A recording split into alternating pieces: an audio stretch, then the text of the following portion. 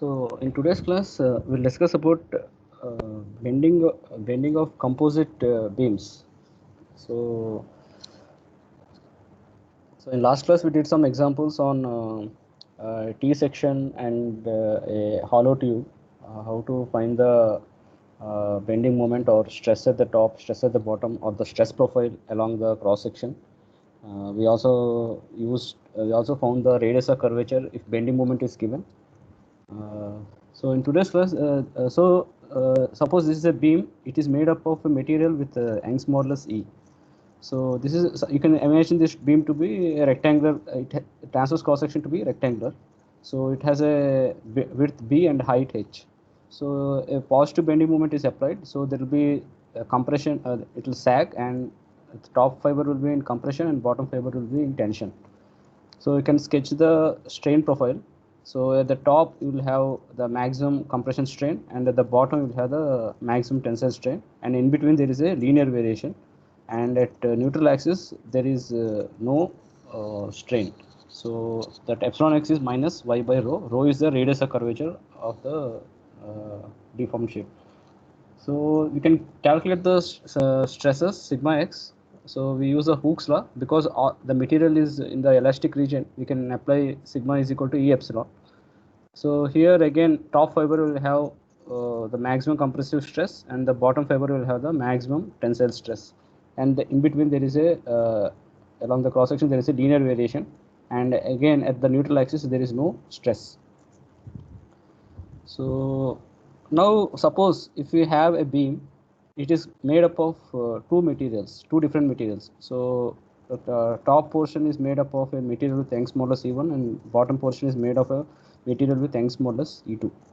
So how to do the analysis, how to find the strains, how to find the stresses in these beams. So one thing we have to assume is that the two materials are perfectly bonded at the junction. So this is a junction, this line is a junction, and they're perfectly bonded at the junction. That means there is no slipping taking place between the two materials at that location.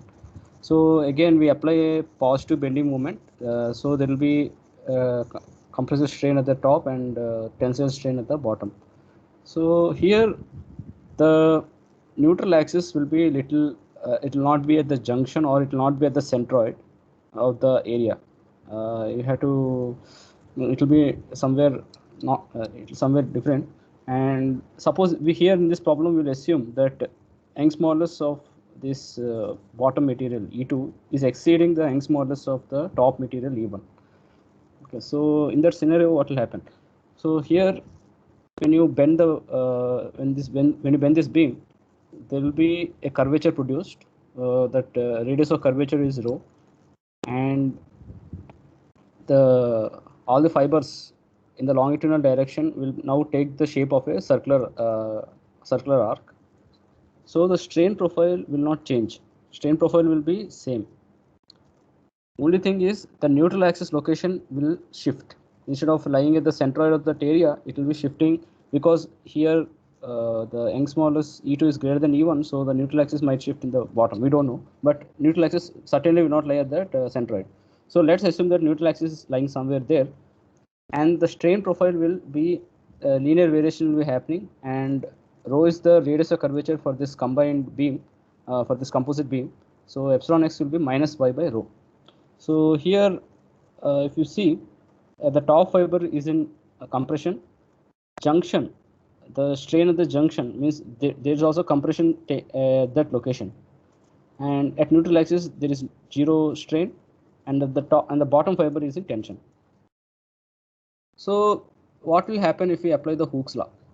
So suppose if the entire material is made of E1, that is material has entire material has Young's modulus E1, then what will happen? The Hooke's law, it will be sigma x1 is minus E1 y by rho. So you will have some line. The slope of the line will be what will be the slope? It will be E1 by rho. Okay, slope will be E1 by rho. And suppose if the entire material is made of E2, then you will have stress value minus E2 y by rho. So here the slope of this line will be minus E2 by rho. However, as this made of, as this material, as this beam is made up of two separate materials, so we can identify certain region where only one stress, where we can use one Hooke's law, and in certain part of the cross section we'll use second Hooke's law for the material 2. So we can combine this and this two diagrams. So in the first part, so this red shaded area, we'll use the Hooke's law corresponding to minus E1 y by rho. So that will be a trapezium as shown here.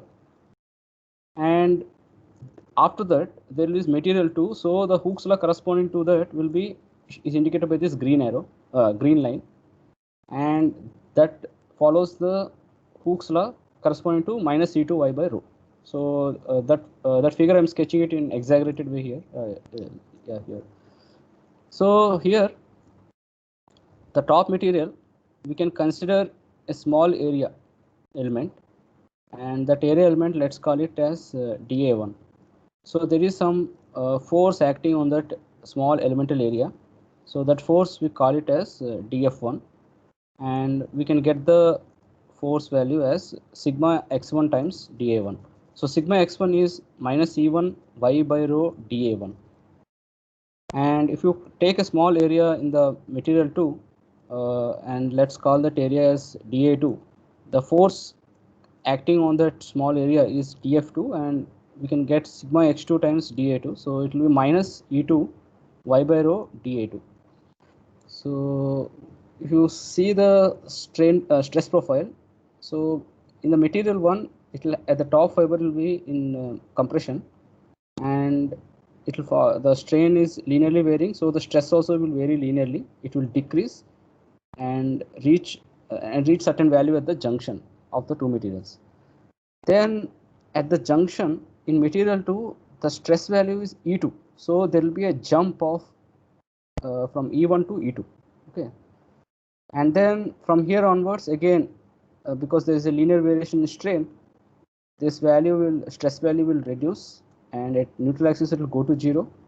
And then further, if you go below the neutral axis, tension will come into picture, and at the bottommost fiber there will be tensile stress. So the red line will pass through the neutral axis, but it is cut off at the junction. And similarly, the green line will pass through the neutral axis.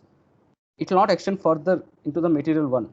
Okay, it is cut off at the junction. So so this is a stress profile in the red color is the stress profile in the material 1, and green color line is the inclined line is the stress profile in the material 2.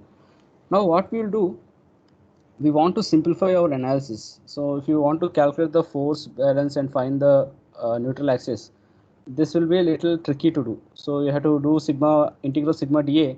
So you have to integrate between these two lines in one way, and between these two lines for material 2 in different way. So, and moment calculation will be different. You will have to calculate the moment due to the trapezium, and then moment to this due to this material 2, this two line. Yeah. So it will be little tough, little difficult. So we'll do a small transformation here. So if we look at the force in the material 2. So the force in material 2 is given as minus U2 y by rho dA2. So what we do here, we send that E2 to inside and write the dA2 as E2 by E1 dA2. Means we multiply and divide by E1. Okay, so if you do that, we will get minus E1 y by rho E2 by E1 dA2. Okay, so this form is similar to this form. Only thing is, instead of dA2, we are replacing with E2 by E1 dA2. Okay, so what we will do here is, we'll keep the force same, but we'll change this material into a material with Young's modulus E1. So how to do that? What we'll do, for material 1, we'll not do anything. If the area is dA, let's keep that area as dA. But for material 2, if the area is dA2, we multiply this area by E2 by E1. So, and we get a new area, and that new area we call it as dA. So dA will be E2 by E1 dA2. So we are actually stretching the material along the neutral axis, parallel to the neutral axis. We are stretching the material. Okay. So in that fashion, what we'll do, this section will increase in dimension. Since E2 is greater than E1, E2 by E1 is greater than 1. So this transform section will have larger width compared to the initial width. And now you can treat this transform section with the with Young's modulus E1. Okay, this bottom portion, we can treat this as a material with Young's modulus E1. So in that case, what will happen? The top portion will have same df1, which is minus e1 y by rho dA, and df2 here will be minus e1 y by rho. Again dA, dA happens to be e2 by e1 dA2. So the stress profile will now be only a single straight line. Unlike this discontinuity at the junction, we'll just follow that red line from the top to the bottommost fiber. The same red line will follow. So let's look at the transform section one more time. So what is exactly happening? So we are widening the area of the material 2 in the direction parallel to the neutral axis. So what exactly it means is, suppose if you have a small area element, it has width b and height h. So this is material 2. Now we are applying a transformation along the width. So we are multiplying the width by m. M happens to be ratio of E2 by E1. So we are stretching the material in the, along the line parallel to the neutral axis, means parallel to the neutral axis, we are stretching it, and the new width will be m times b. The width is increasing, but the height will remain same. Whatever initial height is there, same height will be there. So in that scenario, this dA2 will be bh, and here dA will be mbh. So we'll have dA is equal to m dA2. So this is the thing we are doing, and what will happen is we are getting this transform section, and this transform section is entirely can be assumed to be made of Young's with material 1. Okay, so we have simplified the analysis, and we can work on this transform section using our Prexure formula. So what will be the first step? First step will be finding the obtaining the transform section by multiplying with MB for material 2. And once you get the transform section, we will find the centroid of this entire transform section. So this is like an inverted T section.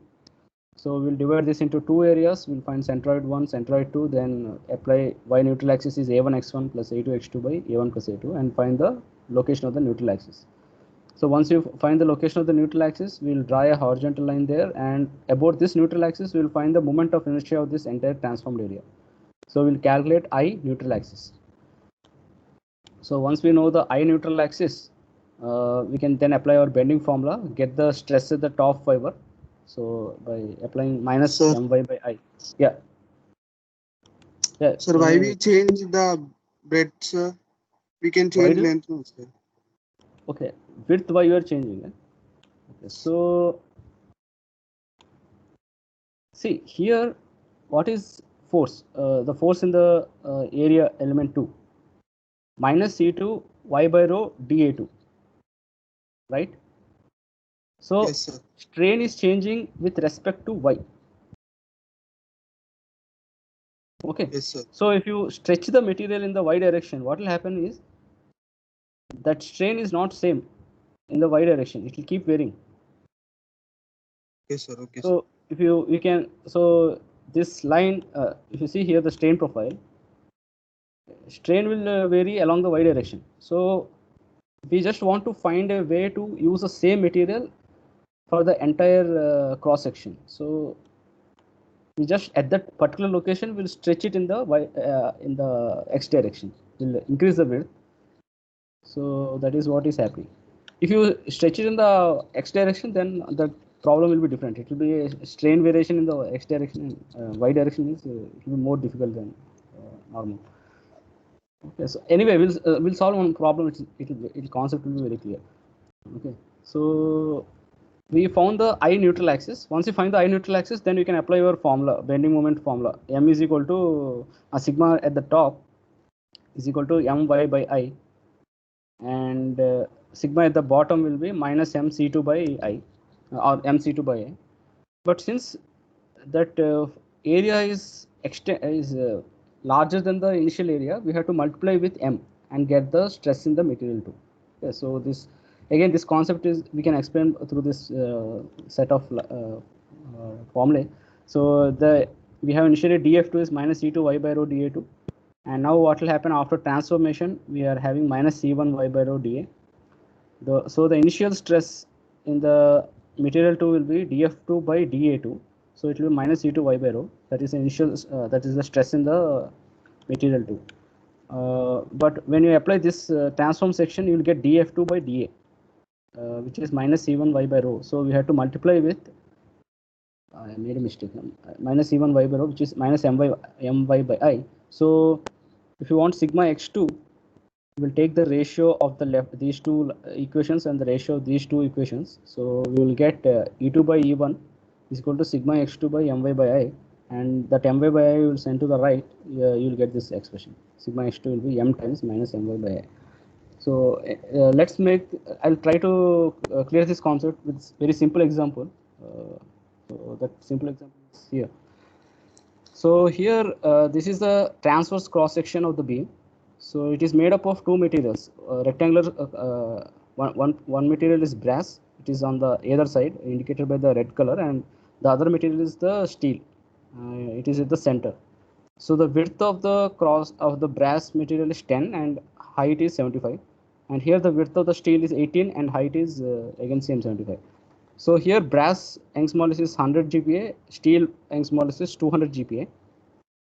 So this cross section is subjected to pure bending with some moment of inertia with the bending moment m, which is 4.5 kilonewton meter.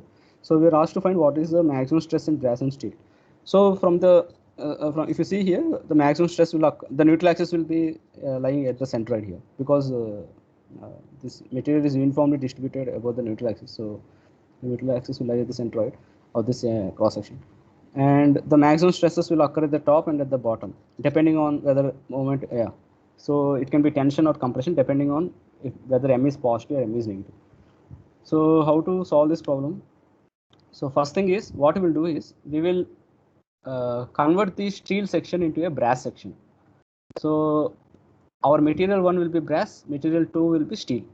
So our this m is called the modular ratio. So this m is taken as material 2 by Young's modulus of material 2 by Young's modulus of material 1. So E2 by E1, which is 200 by 100, which is 2. So what will happen is, this cross-sectional area of steel, let's say its width is B and height is H. So it is converted into brass cross-section by multiplying the width by modular ratio. So we have MB and it will be transformed to a width of MB. Okay, it will be stretched parallel to the neutral axis. So here our neutral axis is like this, so horizontal. So it is stretched in the direction parallel to the neutral axis, and the height will remain same, H. And this area DAS will be BH, and this area will be MBH, which is M times DAS. So this is a transformation of the steel area. The brass area will remain same. So since the factor is 2, so this material steel has width 18. So 2 into 18 will be 36. So the width of the transform section of steel will have a width of, it will have 36 width, and brass will remain same, 10 and 10. And here for this material, for this transform section, neutral axis lies at a height of 75 by 2. And we can find the moment of inertia of this transform section above the neutral axis. So I neutral axis will be BH cube by 12. So B is 36 plus 10 plus 10, which is 56. Height is 75. So BH cube 2675 cube by 12. So we are getting some value 1.96 into 10 power 6 millimeter power 4. Now what we can do, we can calculate the stress at the top fiber or stress at the bottom fiber. Since it is symmetric, both will be equal, and other signs will be opposite. One may be in tension, other will be in compression. So sigma top will be My by I. Y is the distance of the top fiber from the neutral axis. So this distance is h by 2. So we will get m value is given as 4.5 kilonewton meter. So we will write in terms of Newton millimeter. So kilonewton is 10 power 3 Newton and meter is 10 power 3 millimeter. So we will get 4.5 into 10 power 6 Newton millimeter. So the moment is 4.5 into 10 power 6 Newton millimeter. Height is 75 by 2 millimeter, and I value is 1.96 into 10 power 6 millimeter power 4. So what will happen, millimeter and millimeter power 4, will get millimeter square in the denominator, and Newton will remain the numerator, and we'll get 85.7 Newton per millimeter square. So 1 Newton per millimeter square is also 1 megapascal.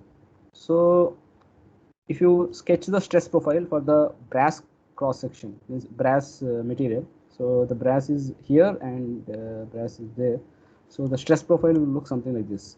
You have that vertical cross section, and at the top there will be 85.7, and at the bottom also it will be 85.7, and you join that, and there is a linear variation. At the neutral axis there is zero stress. Now what will be the stress profile for steel? So to get the stress profile for steel, we will have to multiply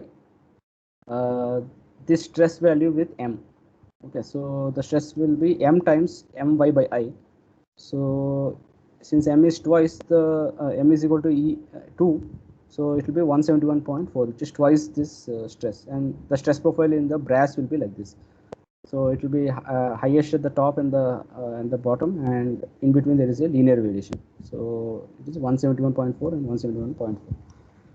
So what exactly is happening is that the force is same, but the area of the steel is reduced by, should be reduced, because we are increasing the area, and then we have to again reduce the area. So the whatever stress we are getting, we have to multiply with m value.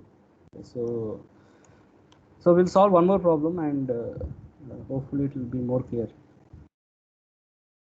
Yeah, so again we will come back to that same problem, which is that composite beam made of two materials.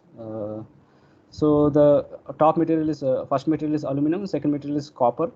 So material one is aluminum, material two is copper, and we have height, depth of the material, depth of this material one 6 millimeters, and depth of this second material 6 millimeters, and the width is 24 millimeters. So Young's modulus of aluminum is 75 GPa, and of copper it is 105 GPa. So here what we'll do, again we'll keep the material aluminum as it is, but we'll transform the material copper, okay, into aluminum. So to do that, we'll have to find the modular ratio. The modular ratio m will be E of copper by E of aluminum. So it will be 1.105 by 775, which is 1.4. So what we will do, if you have that small area element of copper with width b and height h, that area element is dA copper, we will stretch it by m times b and keeping the height same. So we will get the transformed area, and this area we can treat it to be made up of copper. So dA will be m times dA copper. We can assume to be made up of steel, aluminum. Okay, so we'll get MB value. The width, new width will be 1.4 into 24, which is 33.6.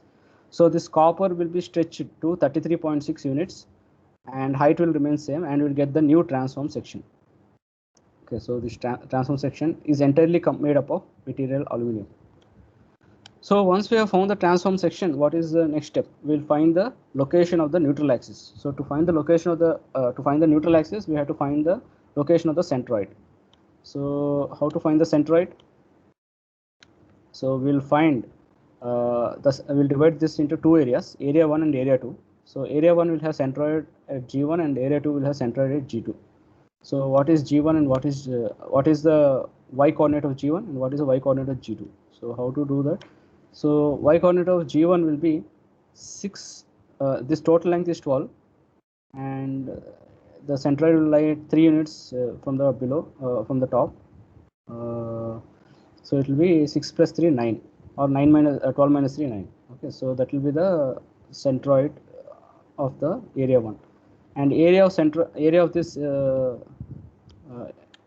area 1 will be b into h. B is 24 and height is 6, so 24 into 6.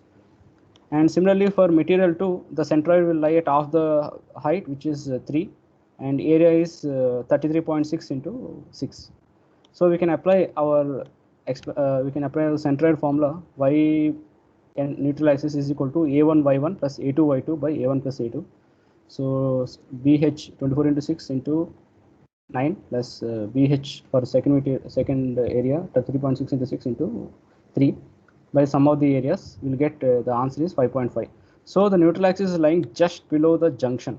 Okay, so this is a junction line. that which is at a height of 6, and neutral axis is lying just below it. Okay, and that value is 5.5. So once you found the location of the neutral axis, what we will do, we will have to find the moment of inertia about the neutral axis. So moment of inertia of the neutral axis will split into again two parts: moment of inertia of material 1 and moment of inertia of material 2. So we will have to use the parallel axis theorem. So moment of inertia of material 1 about the neutral axis will be moment of inertia about the centroidal axis Ig1 plus area 1 into distance between the neutral axis and the centroidal axis. So it will be square. So it will be Yg1 minus y neutral axis square. So Ig1 will be bh cube by 12. B is 24, height is 6, depth is 6. So 24 6 cube by 12, and area is ph 24 into 6. Yg1 we got as 9, and neutral axis we calculated as 5.5. So we can get the neutral axis. We can find the moment of inertia for the area 1. Similarly, moment of inertia for area 2 will get moment of inertia about the centroid axis plus area times distance between the two axes square, central axis and neutral axis square. So Ig2 will be ph cube by 12. So for the transform section, that width is that 3.6 and height is 6 cube by 12, and area is that bh into Yg2 is 3 of the width, and neutral axis is at 5.5, so 3 minus 5.5 square. So if you sum up all this, you will get this answer 4060.8 millimeter per 4. So this is the moment of this moment of inertia of this transform section about this neutral axis. So once we know that, what else is given? I think I didn't give the moment. Okay, applied moment I didn't give it. So actually applied moment is 35 kilonewton meter. So m value is 35 into 10 power 3 Newton. Applied moment is 35 Newton meter. So that m value is 35 Newton meter, which is 35 into 10 power 3 Newton millimeter.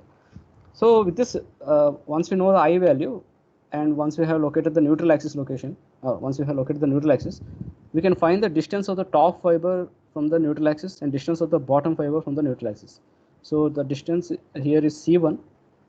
So C1 will be total height 12 minus 5.5, which is 6.5, and C2 will be y neutral axis, which is 5.5. Okay, so once we know that, we can calculate the stress at the top fiber and stress at the bottom fiber for this transform section. So the stress in the top fiber will be my by I. So y is C1. So m is 35 into 10 power 3 Newton millimeter and 6.5 millimeter by the moment of inertia 4060 millimeter power 4. So we are getting around 56 Newton per millimeter square. Similarly, stress at the bottom fiber will be sigma bottom is equal to mc2 by I. So we can substitute, instead of 6.5, we have to substitute 5.5, and we'll get 47.4. Or the other way is, we can divide 56 by 6.5 and multiply with 5.5. So we'll get 47.4 Newton millimeter square. So this is the stress profile for the transformed section. Now what we're doing, we can also calculate the stress at the junction. Okay, the stress at the junction.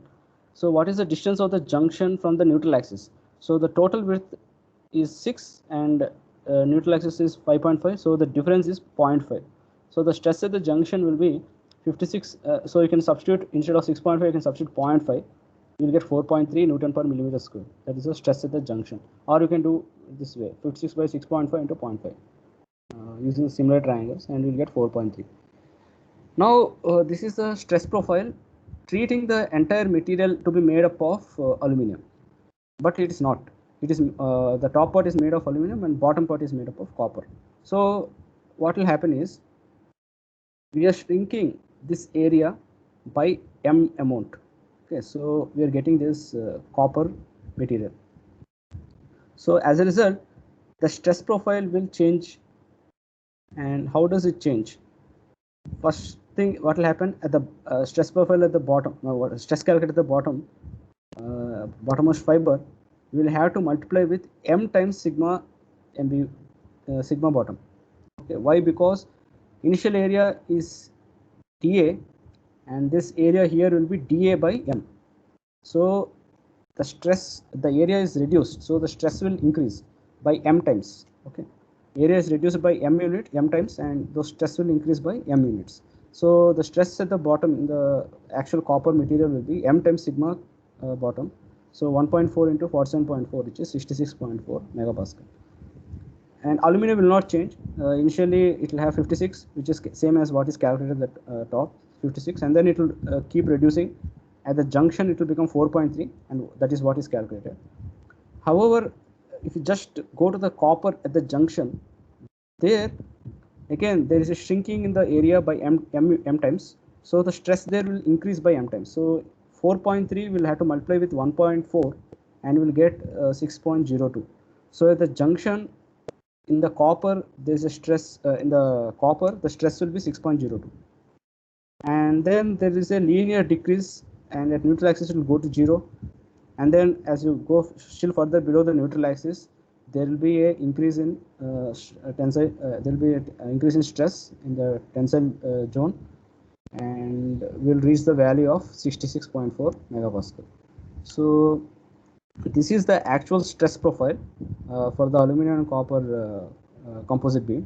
If you look at the transform section, it will be simply a straight line, but for the composite section there is a discontinuities. So between at the junction itself, and the way the stresses are varying also will be different, because the Hooke's law and all will come into picture there.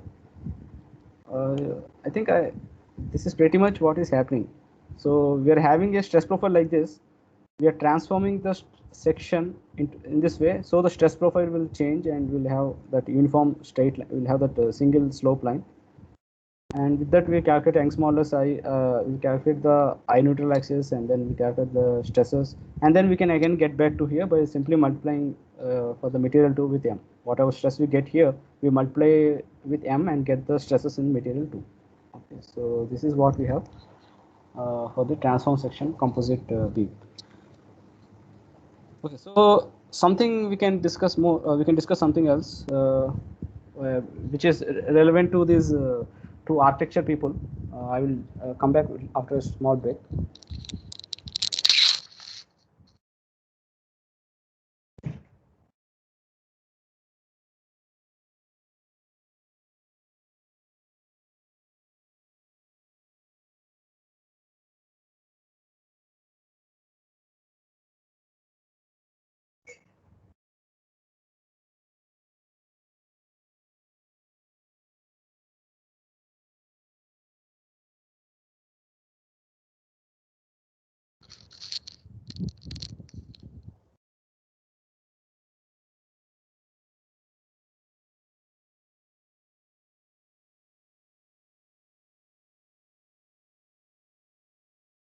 Okay, so in architecture, after another 1 year, in next autumn semester, you will be studying reinforced concrete beams, design of reinforced concrete beams, and reinforced concrete. There is a subject.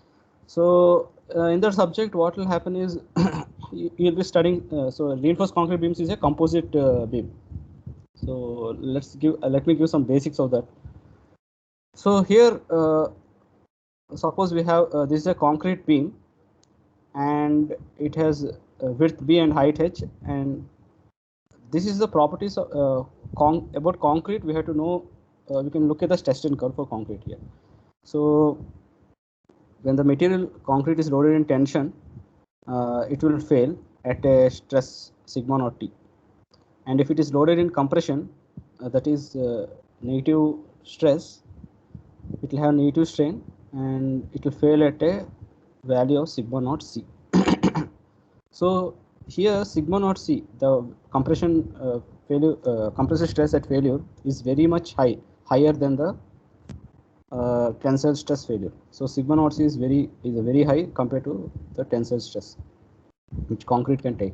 So what it means is that concrete is weak in tension because it will fail very quickly in tension, and very strong in compression because it has a very high compressive strength. Okay, so this is the property of concrete.